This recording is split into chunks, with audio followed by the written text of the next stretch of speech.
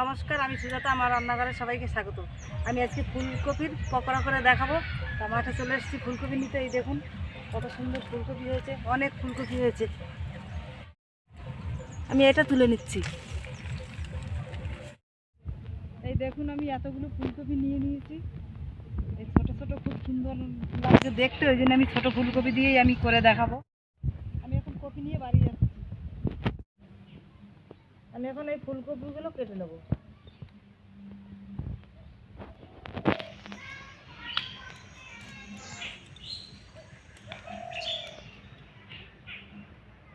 দেখেছেন, গোটা ফুলকপি এরকমই করব আমি।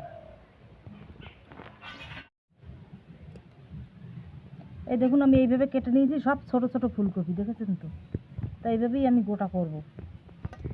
এখন ধুয়ে তারপর আমি একটু ভাপ দিয়ে নেব।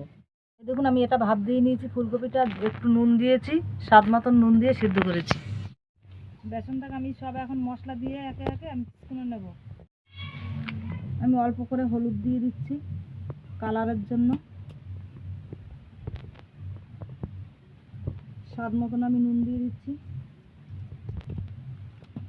লঙ্কার গুঁড়ো দেবো আমি, যে যেরকম ঝাল খায়। আমি রসুন বেটে নিয়েছি, রসুন বাটা দিয়ে দেবো।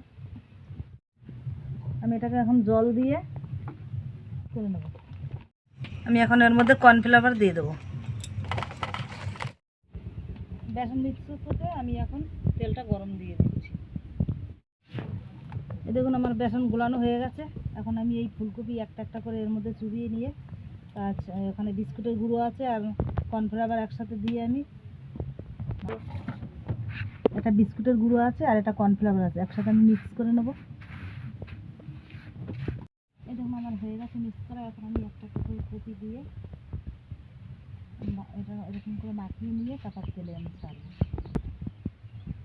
এই দেখুন এরকম করে আমি দিয়ে দিচ্ছি।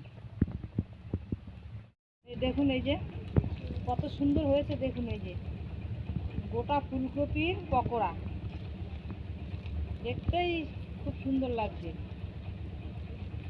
খেতে কেমন লাগবে জানি না। এই দেখুন লাল করে আমি ভেজে নিয়েছি, এখন আমি তুলে নিচ্ছি।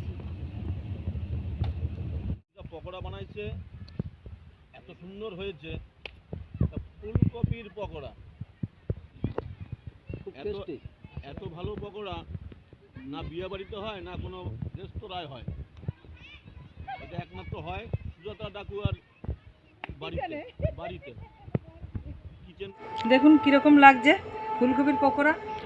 তা একদম গোটা গোটা ফুলকপি আমি নিয়ে নিয়েছি ছোট ছোট। কীরকম লাগছে দেখতে বলুন। আর এত সুন্দর মানে হয়েছে না, খাস্তা, খুব খাস্তা হয়েছে বাবা। ভীষণ গরম, আমার মুখ তো পুড়েই যাচ্ছিল এক্ষুনি। তা ভিডিওটা দেখে যদি ভালো লাগে লাইক, কমেন্ট ও শেয়ার, সাবস্ক্রাইব করুন।